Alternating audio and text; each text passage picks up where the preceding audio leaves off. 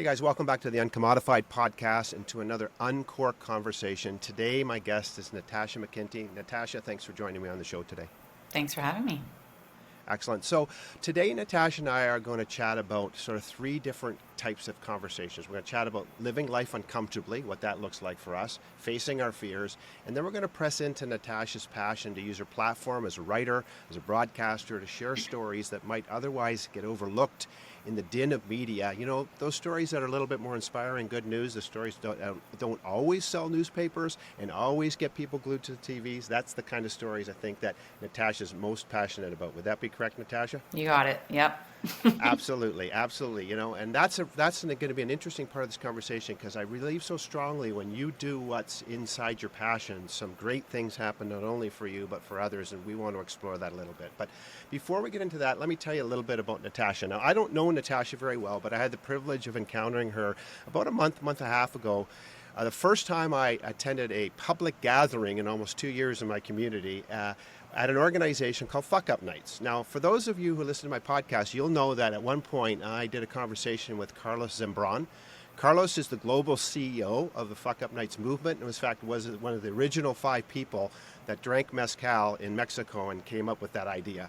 And that's how I originally found out about that, and I had the privilege of attending an event about a month and a half ago, and Natasha spoke. And what a phenomenal experience. And I went to Natasha after and said, hey, I was really, really provoked by what you said. I have a question. Would you consider coming on my podcast? And to my surprise, Natasha, not sure, you must have had too many to drink that night or just were in a good mood. You said, sure, I'll do that. And that's how you ended up here, which is awesome. So I really appreciate that. But just a little bit of Natasha's background, guys, so you can understand her. So Natasha comes at this conversation with a really deep background in media and broadcast. So as a media specialist, television, broadcasting, news writing, media relations, from an on-air perspective, she hosted a couple of different shows, a show called The Discovery Time Capsule that aired on the Discovery Channel, a weekly on-location production called Grand River Living, which is a Rogers Media production, and also another Rogers Media show, I think that was called In Studio, right, Natasha? Correct. Yeah, and these are really awesome. Those two are really locally based shows and are really exciting. And then on the live broadcast, I was really surprised to find out that you've co-hosted the Kitchener and Cambridge Santa Claus parades before, so that's pretty exciting. And who else gets to host Santa Claus? Not too many people, Natasha. Well, that they trusted me on live television just speaks volumes, I think. That is true because all sorts of things can happen on live television, yes. Can't it? Yes. Absolutely. And so currently Natasha is a feature writer at City News Kitchener and also an aviation news writer for a magazine called Sky Magazine. So lots of background coming to this conversation on the media side, so I'm interested to see what that looks like. But of course, as my listeners know, every great conversation begins with a glass of something. So Natasha, I asked you what you wanted to drink together, and what did you suggest we should drink together? Well, I've got sparkling wine. I said white wine. I cheated a little bit. I upped the game. You upped the game. What also, sparkling wine? Aviation Natasha. Okay, Aviation Natasha glass. Awesome. It was a gift. There you go. Fair enough. So I went to my wine cellar, and I got a 2015 wine by from Niagara on the Lake winery, Megalomaniac. I don't know if you've heard of them before.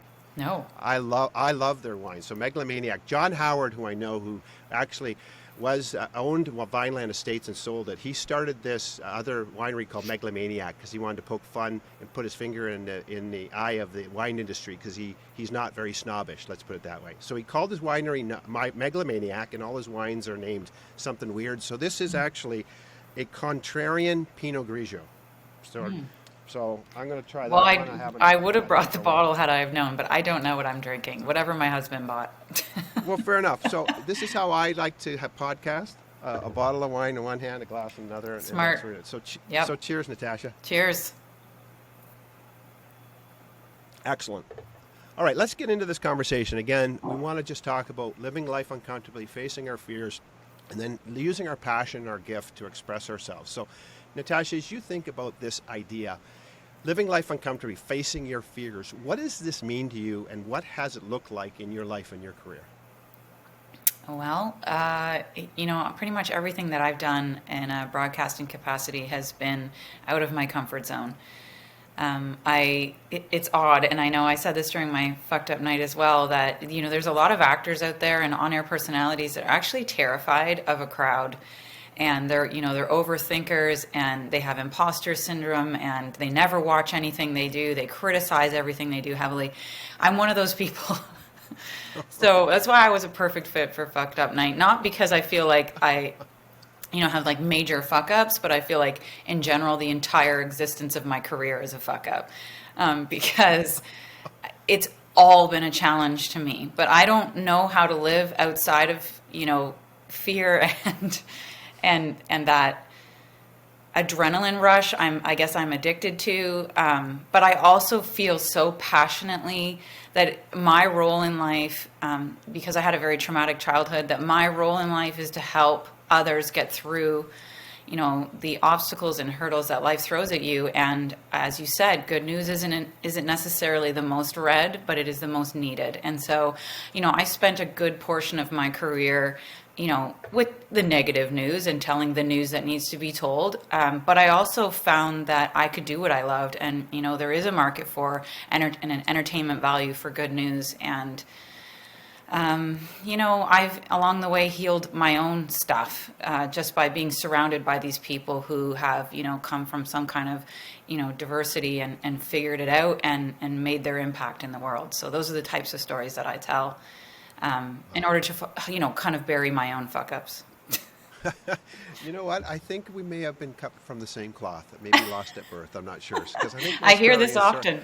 I know. I think my story is similar when I think of that. And you talked about sort of finding yourself in this place where you're constantly facing the fear, and even as you did talk about this, that so many celebrities sort of suffer from the same thing, which we just don't think about, right? Which is interesting. I mean, I have a lot of friends who are artists. I have friends that are, visual artists, musicians, and it's amazing because on one level they get up on stage and, I have friends that are musicians. They get up on stage and it's amazing, and they are horribly, painfully introverted. Yeah. And so when you get them outside that area, it's like they just don't know how to function in a public setting, and they're facing their fear every night when they go on stage, and nobody would know it. It's amazing. So it's soothing to me, and I'm sure to many, to hear those stories, because we're drawn to making an impact in the world, and you do that by using your voice. And if that also terrifies you, it becomes, it can make or break you, and especially in a media environment, but anywhere, even in a corporate environment where you have to get up and present. They say that public speaking is, most of us are more afraid of it than dying.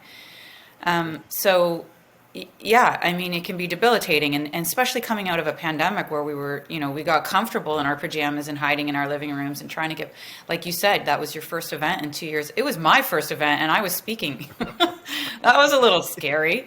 But yeah, I had a mask on. I have always found that, being honest and authentic, it works. So I ride it out. I tell everyone I interview, hey, I'm just as afraid as you are, so we'll get through this together. I've been in the hot seat. I get what it feels like. I'm not going to ask you anything you can't answer. Don't worry. And I often hear that people really enjoy the experience of being interviewed by me, because I'm not trying to trip them up, and I get what they're going through. No, for sure. Do you think that part of that, Natasha, when you sort of think about it and sort of think within it, is it the functioning and weakness that somehow brings out something of strength and value? That is there a correlationship between operating in your weakness and in your fear, and actually how powerful it translates to people? I think so. I think because we all have some level of that imposter syndrome where, I personally value those people who've risen the highest, who can admit that they don't feel like they deserve it. And then, we all cheer for those people. We want them to rise. We want them to receive accolades, and they deserve what they have just for their honesty, which inspires others to go after their dreams.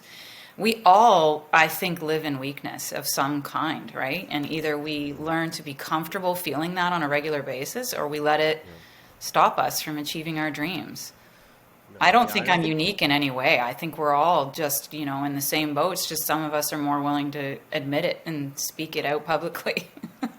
you know what, I think that's so true. Because my story is interesting for me in the sense that, like, when what I do for a living now, I have this podcast. I've been a communicator for 30 years, consultant, trainer, coach, lots of public events over the years. And what people don't know about me is that as a child, I had a horrible speech impediment and had to go to speech therapy. And as a result of that, I never attended a public event until I was in my 20s. So I never went to any kind of public event at school. I never went to a dance. I never went to, I always was sick. I was sick, air Yeah. quotes. I was so afraid of those public environments that I never, ever went there until I was through high school. And so when I tell people that, and when I'm talking, oftentimes people say, how do you do what you do? And I say, well, it doesn't come natural. And they go, what do you mean it doesn't come natural? I say, it doesn't come natural at all. And I do think there's something about that when you find that you can find power in your weakness, particularly for others. And that's for me what it's been, is that if I only found power in my weakness for myself, I'm not sure it would have been enough. I somehow have found power in that weakness, and it's translated into something powerful for others over the years. And that's what causes me to keep going back to that place in my own life. Because, I mean, when you learn to be comfortable being uncomfortable, it teaches you that you can get through anything. And at the end of the day, no one else has your back. It's you, right? So you're going to get yourself through this because you've done it time and time again, and you're going to be okay. And really, the thoughts you're having in your head that other people are thinking about you are not reality. Yeah. So ride it out. Like you said, that whole night at the fucked up night, all I thought was, what am I talking about? No one cares. But then people like you came up and were like, wow, I was really moved by that. And I'm like, all right, I don't know what was moving, but cool. So like, that's the stuff that goes on in my head all the time. And like I said, I don't think I'm unique. I think most people are like that. But if you can get past that and those thoughts, I mean, man, what a rush it was to stand up there and tell my story to everyone and have people say, I really benefited from hearing that. Yeah, no, absolutely. So when in your own life, as you look back, when was the first time that you began to realize that if you could push into that weakness and you could find something in there that it actually translated to the positive benefit of others? Like, when you think back, what's your earliest recollection where your weakness became something of strength for someone else? Oh, for someone else. That's a good question. I mean, the first performance when I first started performing in front of a crowd was singing. So I sang for many years, and I can't even explain it because I thought I was the worst singer in the world. I couldn't even breathe half the time. I don't know how I got through it. But I was so drawn to standing in front of a crowd of people and performing. And I don't know if it's because I was an only child which I wasn't. Like, my siblings were given away when I was young. So I was trying to fill some kind of void or something. But it was having people come up to me after and say, I could hear your voice shaking. I could tell that you were afraid, but you still went up, did it, and killed it. So good for you, because now you've inspired me to do that. I think the more I got up and was visibly shaken and visibly afraid, but got through it and passed it, and someone else said, hey, I was able to do that now because of you, or I could see that you were afraid and still you ended up killing it in the end. Those things, that positive reinforcement kept me going, I guess. And, the more I met people in the industry and just realized that it's not as scary as I had made it out to be in my head, the more my purpose became to try to tell those stories of the people behind the scenes who are thinking I don't know what I'm doing here or how I got here, but here I am, like the stories are everywhere in every industry, not just media. Yeah, no, for sure. And I think from what you just said, Natasha, reminds me of this. I think so often, again, when in our public persona, in our ego, in this facade of who we are that we're trying to construct for others, I think the wisdom comes in what you just said, is that when we let people inside of it and they can see our fear and see our nervousness, but yet see us press into it, we all of a sudden become very human to them. And it's in that moment of identification that they can see their possibility. Because when it looks like it's all put together, we tend to look at that and say, I could never do that. Plus, let's face it, I compare my weakness to your strength, right? I look at what you're amazing at that I think of, and then I look at, well, I'm really shitty at that stuff. Yeah. So I tend to compare my weakness with other people's strength, which doesn't help me. But also, when a person lets you inside the process, where it's a little bit ugly and dirty and difficult, I think that's where people's confidence and faith grows, because they get behind the curtain like the Wizard of Oz and say, geez, you're just a little man on a stool. Yeah. I guess it's not that big deal. And I think that's the other thing too, is I often heard people say, you seem so confident. And I was like, oh man, do I ever have you fooled? Yeah, no, I'm the most insecure person in the room. And so I've always been very honest about stuff like that as well. So it's twofold. It's people saw that I was nervous and was able to do it, but also the people were like, I can't believe that you have all these insecurities because you don't wear it. So it also builds your armor, right? Like, okay, so if it's not as obvious to everyone, then I can continue to do this because I really love it. Yeah. Now, from a broadcast perspective, I mean, did your career start in the print side of media, and then in radio, and then move into television, or what was your journey that took you to that on air part of your life? So it started as on air. That's okay. I mean, that was it for me. That's all I ever wanted to do. So as soon as I was done high school, I went into broadcasting, and I was employed at CTV when I was 20. Wow. And I was really lucky because it was a time when there was a lot, like they were building their specialty networks at the time. So there was a lot of opportunity for me to work a day job that paid the bills at CTV, so I was in programming. So I was working with the director of programming and the VP at the time, putting all of the shows into the schedule. So that was my day job. But then at night, if there was any kind of live production, or if anyone was looking for someone to do anything on air, I was volunteering to do all of it so that I could, because my confidence wasn't there. I didn't feel confident auditioning. I was auditioning on the side where people didn't know me, but I didn't want to do it in an environment where I worked 9 to 5. I don't know. I felt like the more a person saw how vulnerable I was, I couldn't expose who I really wanted to be. And so it took me a long time to get to the on-air, because I had to build that confidence, which I really never had. But I got a bit stronger, I guess, because I was able to audition. So when you watch something you've done, and maybe you don't even watch it, I don't know, but if you Rare. watch it, how does it feel to you today? Like even today, after all this, and clearly you're successful, you have credibility, people love your work.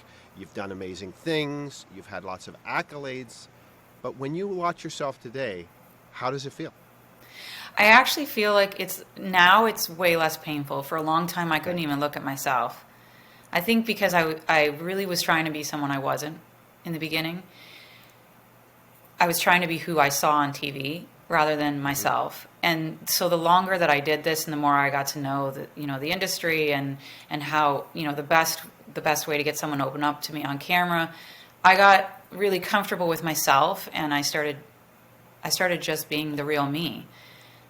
So my heart's not racing, I'm not sweating, I'm not trying to sit perfect and make my voice sound a certain way. I just relaxed, and I just became more me. So I do find it a little easier now. I think everyone finds themselves nauseating. I can't listen to my own voice.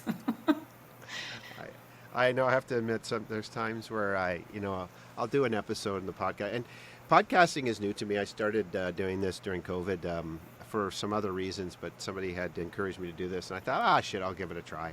And I'm in almost 70 episodes now, and I'm just starting, I think, to figure out what I like to do and what I don't like to do. I.e., when I first started doing this, it was mostly single voice. I was, to be honest, I was dumping content primarily because I was looking to write a book, and I failed. So I thought, well, I'll try to podcast the book out.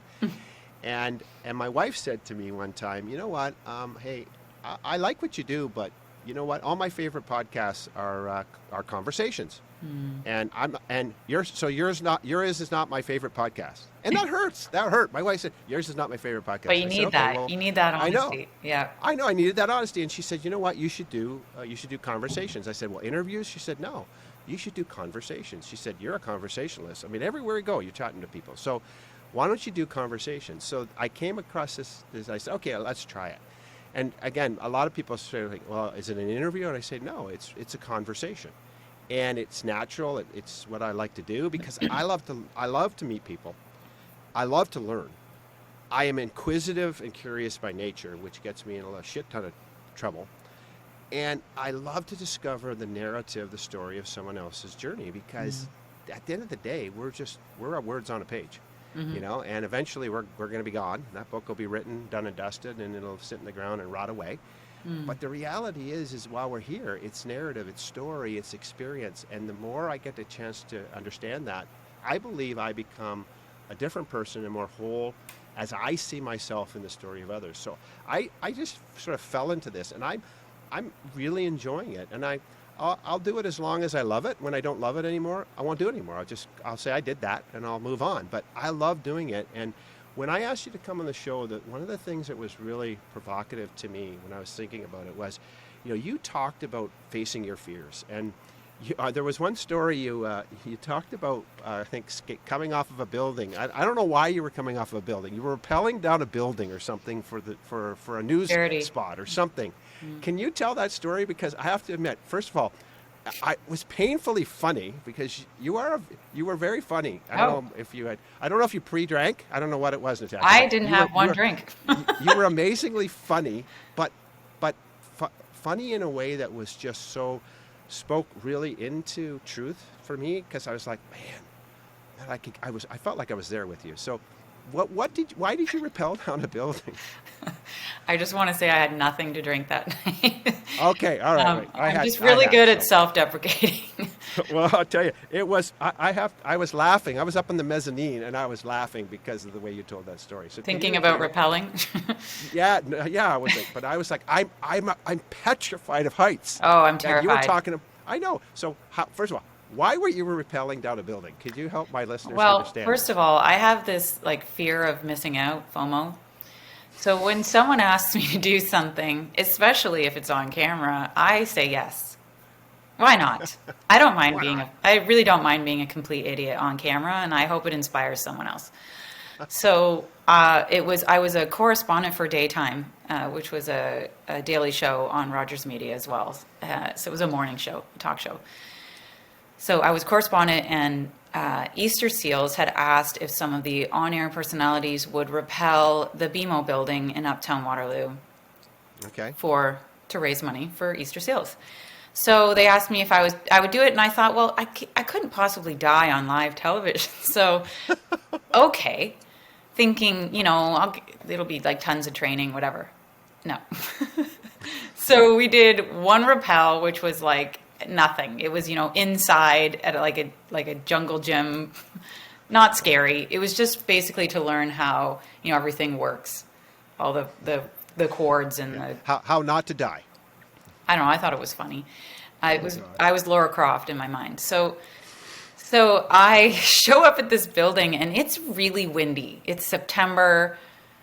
I have young kids, drop them off at school. Can't die today. They need me. And it's so windy, they're talking about canceling it. So I'm like, oh, thank God. I'll commit to anything as long as they cancel it last minute, and it wasn't me. So they don't cancel it. We go upstairs, and I'm rappelling with another correspondent who panics. And I'm panicking, but hers went to a different level.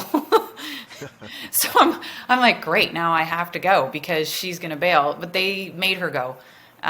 They basically told us there's no other way down. The elevator's broken. You have no choice. But then as, they're tying me and I'm stepping off the side of the building, the guy jokes about he's not really sure if he did the knot right. And my heart is racing. I think I said this during the talk. I may have flatulated a few times on the way down. I thought my life was over. So now I know what I'll do when my life is actually over. There will be a lot of toots. It might have taken, I don't know, like 3-4 minutes to rappel. It felt like 45 minutes. And I'm live doing an interview, earpiece, listening to the cozy studio members who are talking to me, asking me, what's it like? How are you feeling? Do you have any regrets? And I was like, the only thing that I could think of to come out of my mouth at the time was, how does my butt look from here? because that's all I could think about is just hanging over the side of the building. Yeah, I mean, I made it. I survived. I Wow. convinced myself you can't die on live television, so no Uh, regrets. I didn't die. but you know what? The story's equally as funny the second time, by the way. And I thanks for figured the sharing with me. flatulence was your favorite part. Uh, I have to admit, it was a special moment in the story. That's And what again, happens. That's thanks for a telling fun, our nervous listeners that. habit. A fun, nervous habit. Hey, listen. If you're listening in today, it's a really interesting image to me. So here's my challenge to you. What do you need to repel off of? What thing in your life that's just big and towering over you that looks way too big for you to crawl off and get down off of?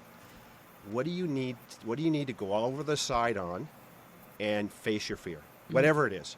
It could be in your personal life, it could be in your professional life, it could be with your spouse, it could be with your partner, it could be with your kids, it could be wherever, in your community group. What's that thing that looks daunting that you are like, I can't do it. I just can't do it. You know what? Maybe what you need to do is say, hey, I can't die on live TV today. And You, get over the side and get down.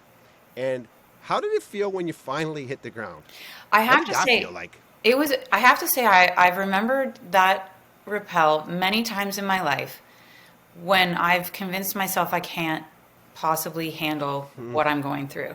Interesting. There's a few things. One is the first step is the hardest. Just Yep. that's I remember saying that in my head as I was like, my body is telling me absolutely no way in hell should I be doing this. Just that first step off the side, and then after that it was baby steps. One step. Don't focus on the entire rappel. Don't focus on the height. Focus on one step at a time, and eventually you'll make it. And so I think of this often. It's like if you're a runner and you hate running uphill, don't look at the top, focus on where you are and one step at a time. And if you have to walk, you have to walk, but you'll get there. Yeah. And if you flash it on the way, it's okay. And if there's a few toots along the It's way, all good. It's all good. nobody knows. It's just you. Nobody know except you had a mic on. It No, was that's very just. windy, so Oh, okay. So you it said, oh, worked. that's just. You said no, no, that's just wind That noise. was the wind. That's so funny. But again, in all seriousness, what Natasha just said is so true, and that's why I just see this image in my mind. And I know I'm afraid of heights too, so I know that petrifying feeling of being frozen in that. And so the fact that you would even go over the side, I'm going to tell you right now, I'm not sure I would do that. I really don't know if I would do it. And trust the I'm not. harness, right? And Trust the harness. trust the harness. And the guy who said, "I'm not sure if I tied that knot That's not very well funny. today." Yep, no, That is that was not funny. that is not funny. Yeah. Listen, let's pull into the other side of this conversation. And again, I really appreciate you coming on. One thing I would say too is that, and later on, I'm going to ask you to let people know how they can connect with you on social media. I've been super inspired just since we connected after fuck up nights. Of course, as you do, I'll follow you on Instagram. We'll follow you, and I've been very inspired by the things that you post. I have to admit, I don't know if you remember this or not, but I was rather embarrassed the other night because you posted something. I was in the U.S. on a business trip, and you Okay. posted something. It was really awesome, Ah, and it was really inspiring. And I commented, "Oh, this is really awesome. Yeah, did you write it? I wish. What did?" And you said, "I wish." And what was your response? Who wrote it? Taylor Swift? Taylor Swift. And I'm like, "Oh, man, I just made myself an old fat white guy." Well, I mean, in your Taylor defense, it Swift. wasn't a song. It wasn't song lyrics. It was a poem. Yeah, I know it was a poem, but still, I felt like, oh, that's a gut punch. Hey, did you write that? It's so amazing. No, Taylor Swift did. And I'm But like, oh, it spoke to me. So yeah, it spoke to you and it spoke to me as well. And that's the power of poetry. And I mean, that's probably my first experience writing. I wrote poetry when I was a teenager, although I'm a horrific speller and a bad writer by nature. I wrote poetry when I was a teenager, but it was very cathartic. It was something I used to express myself, I think to get angst out, so I didn't kill myself, to be very frank.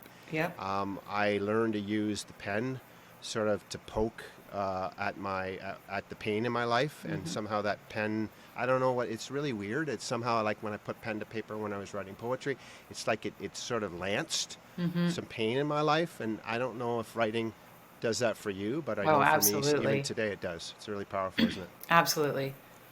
I keep Yeah. a I keep a journal. I write every night. Wow. Sometimes there's a lot of profanities. Yeah. And Yeah. I just can't wait to get to that book and let it out at night, and then I sleep great. Yeah, I'm not a journaler, but my wife has been all her life, and Hmm. literally, and my mother was too, which was interesting. When my mom passed away, I ended up with her journals and stuff, and I tell you, there's been many nights that I've sat up with a scotch, and I still pull them out sometimes. They're usually on the anniversary of her birthday and on her death, and other Hmm. times because my mom passed away in 2012. But I will read those things, and I'll read things she wrote about circumstances in her life, and I tell you, there's something really powerful about that. Wow. My mom suffered, I think my mom suffered from clinical depression, although it wasn't diagnosed and wouldn't have been called that back then. It Hmm. would have been called just being blue. And she suffered most of her life with, I believe, with that condition, and raised four boys on her own, and we were not kind to her.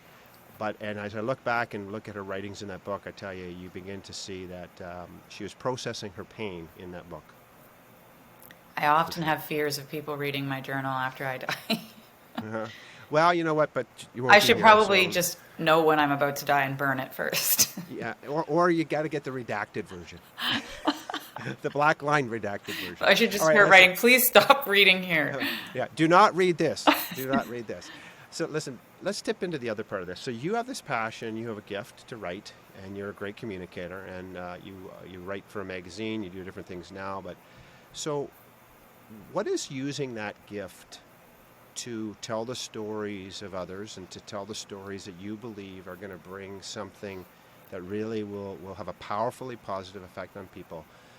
What does exercising that passion look like for you, and what does it mean to you in the end as you get to do that? What does that look like for Natasha as you put pen to paper and use that gift to express that?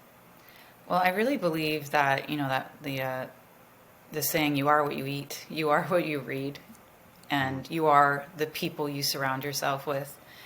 And so I'd like to argue too that there is a audience for good news, Yep. and specifically in my aviation writing experience, the underdog is the most engaged. I mean, I feel like Mm. people do want the good news. They crave the good news. They need the good news, especially during a pandemic. We may be drawn to, rubbernecking with the bad news. Of course we are. There's a car crash. We all slow down and look at it. But we need to be soothed, and we need to be told that the world is is actually a good place to live in, and there are good people everywhere. I always think about that quote, look for the helpers. Mm. When you, like, let's use 9/11 as an example, which in aviation is a big deal, made a Yep. very big impact on the industry. My This year, for me, my purpose was to find those helpers, the good news stories, the people who were out there making a difference while horrible things happened, not just in the U.S. but in EMS and in aviation. It destroyed those industries and changed them long term. There were a lot of really good people that showed up. There were people who risked their lives. There were people who died. There were people who had, PTSD long term because of, putting themselves in very vulnerable situations. Those stories need to be told, because not just because they make us feel better, but because they are role models. They inspire us in everyday life to be that person. If you see Mm. someone being bullied, pull over. If you see someone who needs you, whether or not they're your friend or you know what to do, just stop and ask, or use your skills. As a writer, I get to use my skills to tell the good news stories to inspire others. But even a pilot has a skill set that can help others in traumatic situations. So I feel like it's my purpose to give those stories a platform so that someone else might be in a similar situation where they go, I read this story where this person did this, and I'm going to be that person in this scenario. I'm going to, be the greater good. I'm going to walk into that situation and help. Because we do, it's a monkey see, monkey do. We do emulate the stories that we read and what we Yeah. see on the No. news, and Yeah. the mentors that we have growing up. Yeah, no, and you see that in your kids. Obviously, they watch and they look at people, and we want to give them good role models. I happen to have the privilege now of being a papa, so I have two grandkids as well. I have a 5-year-old grandson and a 2-year-old granddaughter, and you begin to realize of how quickly they're just soaking in and observing the world, everything around them, all the stories, different things that are going on. And I think we're not dissimilar. I'm very similar. I'm just like my grandson. I'm older. I got less hair, and I've got less life in front of me. But we're the same. We're on a discovery journey. We're trying to figure this out. And I think you're right. And I've been uniquely inspired by the stories of so many people. And it's part of the reasons, again, why I started the podcast, because I've met some amazing people over the last 30 plus years. 50 in my life, but 30 in my career, and 40, in my adult life. And people who have transformed nations, to be honest, like people who, I told a story in one of my podcasts about people I met in Zimbabwe, because I spent a lot of time working in Zimbabwe, and I met a man in that experience that he was the richest and most successful white farmer in Rhodesia. And when Mugabe took over after the Civil War, and Mugabe came into power, as Mugabe started taking back all that land from white Rhodesians who were born in that country, it was an amazing story, because his name was Brian Aldrieve. And Brian, when Mugabe's henchmen walked down his lane to take everything he owned, everything on the planet, he said to his wife, put flowers on the table, and he cut the grass for them. And then he stayed in his country with nothing to help the farmers farm the land so that they wouldn't starve. Like that's the kind of story that needs to get told, but that doesn't get told out of Zimbabwe. All we hear is the bullshit and the crap that Mugabe did, and all the violence and all the stuff. That's all we hear. We don't hear those stories that come out of these nations, and whether it's those nations or whether it's our neighbor next door, whether it's nations or neighbors, our neighbors aren't often talking in my community about, oh, isn't that neighbor so wonderful? The chat over the fences, oh, that neighbor's so this or that. We got to retrain our brains to find the good. We really do. And that's obviously something that you become focused on, which is powerful. And I think, like I say this often, it came from a very selfish place, because I tend to, and you can probably identify with this, but when you come from a traumatic childhood, you tend to go to very dark places in your head easily. So in order to pull myself out of that, I began focusing on good news, because I needed it as a distraction. Yeah. And so in doing so, I realized there's a ton of people out there who need the same thing. We so easily get sucked into the negativity, especially on social media, that I often hear, that good news that you shared, or that vulnerability that you shared, really helped me. And I need it too. I need it just as much as anyone else needs it. So like I said, it's a selfish thing too. I'm doing it for me. Yeah. And again, if you're listening in, I think that's a really good point. It's okay to do it for you. That's a good thing. And the other thing is, I think, if we look at the law of attraction, the more, what we focus on grows in our attention, and we tend to attract. It's this bad feedback loop. And so part of it is breaking that bad feedback loop. And so again, if you're listening in, what are you giving too much attention to in your life that's just totally fucking you up? Maybe you need to look at something different, whether it's in the media or on social media or in your own life. Go find somebody who's doing something amazingly positive and focus on that for a while. Get your head out of the shit you put it in, and put it into something different. I think, if I'm going to translate what Natasha's saying, I think that's what Natasha's saying to me. Hey, get your eyes on something that can be inspiring for you. And Natasha's a person who wants to help focus people on that. So let's talk about just current reality for you, and then going forward. So currently, you're an editor or a contributing writer, I'm not quite sure what it is, to this magazine, right? This aviation magazine, correct? Yes. So Okay, I'm an editor and writer for Skies Magazine. So it's owned by MHM Publishing. They have 5 different aviation publications. My publication specifically focuses on fixed wing. So, business aviation, commercial aviation, sometimes military. Those are really exciting stories to tell. But my personal focus is on women in aviation. I love telling those stories because only 7% of pilots are female. And again, it's because, if the media is not telling the stories, if little girls don't see those as, they just see a pilot as a boy job. That's something boys do and men grow up to do. So if you don't see role models you're never going to dream about becoming that. And so in order to increase that percentage, I love telling those stories because there's a lot of really badass women out there in aviation who are killing it and really hoping to inspire and engage little girls. Awesome. So that's that's what you're doing a lot now. When you look into the future, if you could design a perfect job for you, like the perfect job for Natasha, where you can make a shit ton of money doing the very thing you love, okay? What's that look like for Natasha? I feel like it would be drinking wine and doing interviews at the same time. Is that wrong? No, that's not wrong. That's what I get paid to do. Yeah, no, I feel like I never want to leave media, ever. I will die in some form of media. This is where I belong. I love storytelling. It got me, like, I remember being 7 years old and lining up, Cabbage Patch and, stuffed elephants and whatever else I had in my room on my bed, and I would host my show and they would watch. I would have all these amazing guests on. And everything was a show for me. Like, even if I had a chore, it was like the show about cleaning bathtubs. And so this is where I belong. I love it. I'm comfortable here. I love everyone I get to meet. I feel like it's such a gift, and I don't ever see myself leaving this industry. I said this during my fuck up night, though. I am so drawn to shit that scares me. The fact that I work in aviation, I am terrified of flying. I could not admit this in the interview, but in being absorbed, I think, subconsciously, I throw myself into these jobs and these industries because, again, I'm trying to heal myself.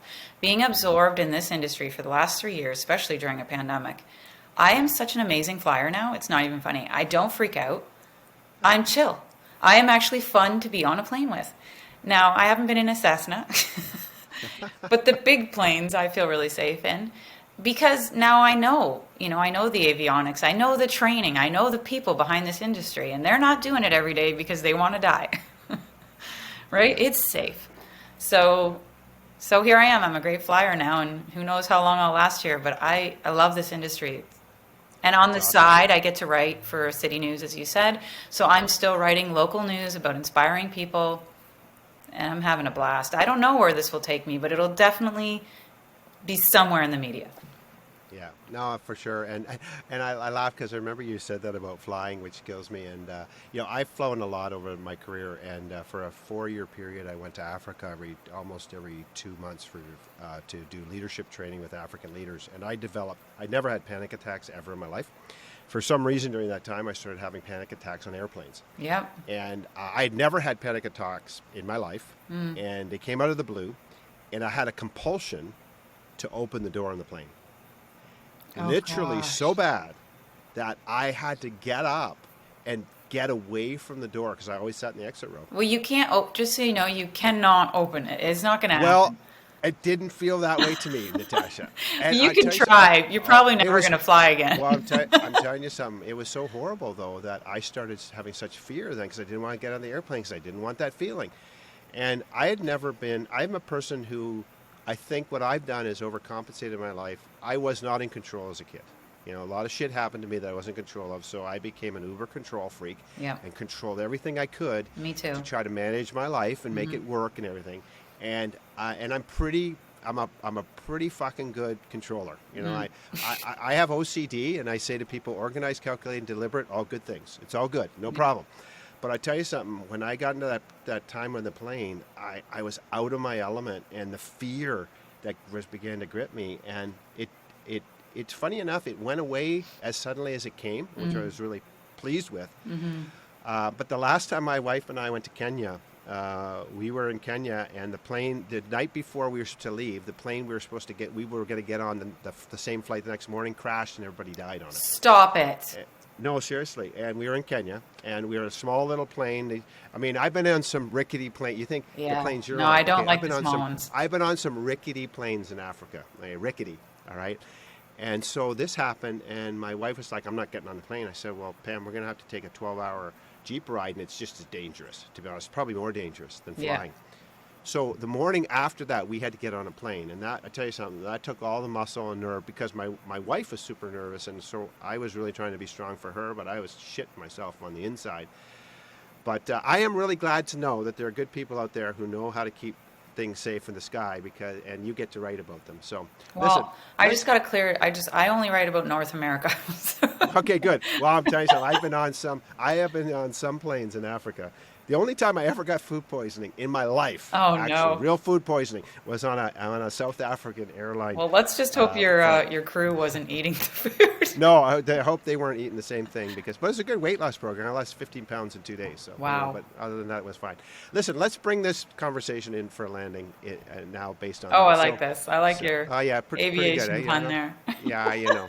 It's getting a little I'm hack. turbulent, Ah, it is. Yes. Well, the headwinds are against us, but tailwinds are coming. but we can toot. It's fine. That's so funny. Yeah, I'm a hack. So listen, you're a professional. I'm a hack, but I'm having fun. So, and it's my show, and it's great because podcasting. Who's going to take me off the air? Nobody. Because as long as I paid about my podcast app, nobody cares. You're in control. I am. I'm in control. It's a great world. So listen, let's bring this in sort of now and say, okay, if I'm going to ask you, so first I'm going to ask you a favor, then I'm going to ask you 2 questions. So Okay. my favor is you connect with people who are uncommodifying themselves every day. People who are doing amazing things. My podcast is all about standing out, being different, allowing that uniqueness to come out and shine. Do me a favor, if you come across somebody that you get a chance to interview or chat with that you think could be inspiring for my listeners to hear from, please let me know, because I'm always looking for people like yourself who Yeah. are facing their fears and farting on a building. Yep, farting on a building. That's going to be on my tombstone now. Facing your fears and farting on a building. You know what? She knew how to live. You know what? That is going to be that's going to be the title of this episode. Face your fears and fart in the building. Or the title of my book, Or the title of your book, your memoirs. Fart on a Building. fun. Hey, people That's will so read funny. it. That's Well, clickbait. you know what? That's They clickbait right will. there. That is absolutely true. That, by the way, that is the name of this episode. Wait, Clickbait? That's a perfect name. Perfect name. Face your fears and fart in the building. It's Please gonna be do good. it. Please do it. I am going to do Oh, it. 'Cause see, good. the thing is, again, I don't have an editor who's going to editorialize my title. The only person who vets my titling is my wife, so it's all good to go. Uh-oh. Okay. It's totally fine. I trust her. Listen, yeah, she's just as crazy as I am because she signed up to be with me for 36 years. So what else? She said, no, she should have got off that ride a long time ago. Let me put it that way. So listen. When you're at your most uncommodified best, meaning when you're in a room and you're bringing what only Natasha can bring in that room, that special thing that Natasha has because of everything she's been through, all the good and all the shit, when you're bringing that special, unique contribution of Natasha and when you're in a room, what's Natasha doing? I think what I hope I'm doing is making everyone feel really comfortable in their own skin.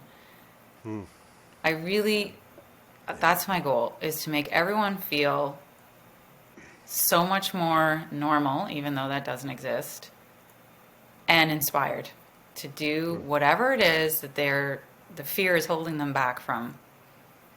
Because it's false evidence appearing real. That's all it is. Yeah. Right? No. It's not real. It's all in your head. And the other, I had a friend of mine give me this book to read, and it's been so powerful for me, but it's The Power of Living in Now and not overthinking. Yeah. And so I hope that I make, by, being authentic and sharing that I fart on buildings, people say, I too can fart on buildings and have success. I too can fart on buildings and host the Santa Claus parade. And Come be on live television. And be on live television. Yeah. What? And listen, if you can't identify with Natasha's story, you don't have a heartbeat. I mean that is powerful.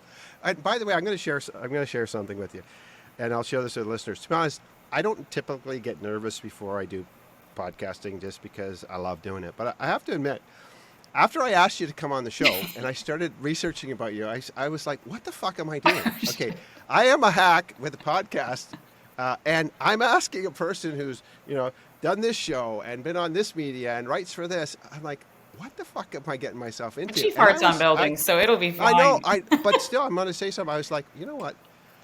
How am I going to feel having a conversation with somebody who's a professional? You're a professional in this business of broadcasting. I am not. I'm a hack. I'm a two-bit junkie when it comes to this stuff. So I tell you something. I would say is that you have made me super comfortable today, because coming to this, I was like, man, I don't know, how am I going to have a conversation with somebody? This is their business. This is what they do. They're going to be looking at me, judging me, saying, "Oh, he missed that. He missed that. He missed that hook." No. Whatever it's going to be. I'm like, "Oh shit." So first of all, I would say what you just said is so true, because you've made me come to my own skin today, because I've come to this conversation with a little bit of trepidation, because I was like, okay, this is a bit strange. I don't normally have people who have way more experience than I do having these conversations, whether it's on with YouTube and then post-production audio.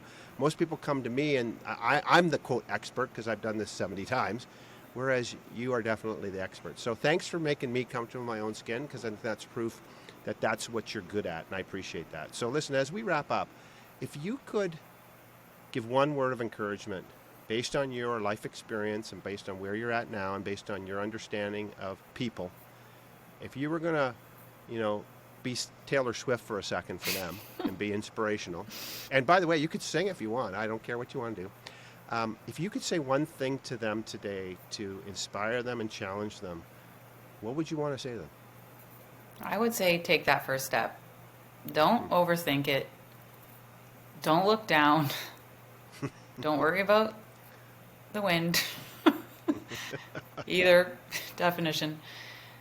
And just do it. I mean, I personally, I work, in an industry, the aviation industry right now is very, very overwhelming to me. I don't know the first thing about flying a plane.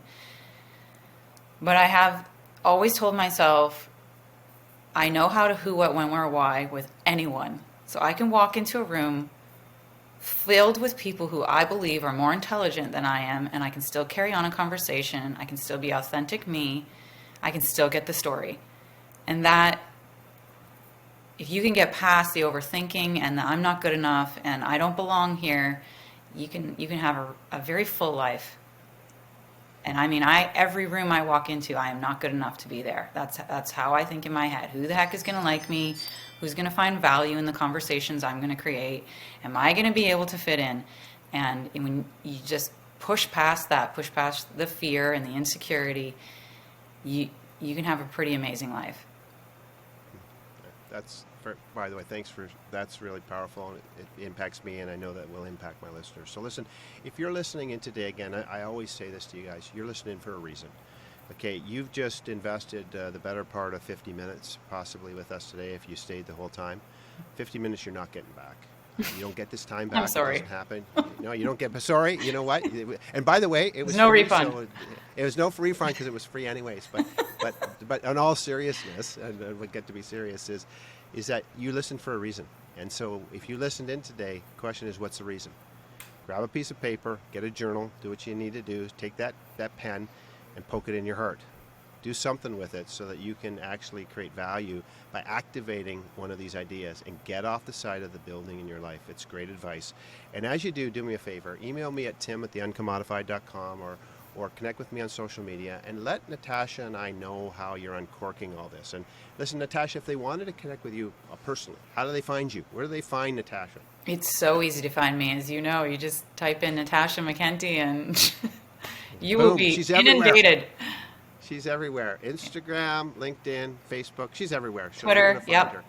Twitter. She's even on Twitter. Look at that. There you And go. by the way, and she's a real person. How about all that? Yep. So listen, thanks a lot, Natasha, for coming on today. Thanks for listening today, and have an excellent day. Cheers.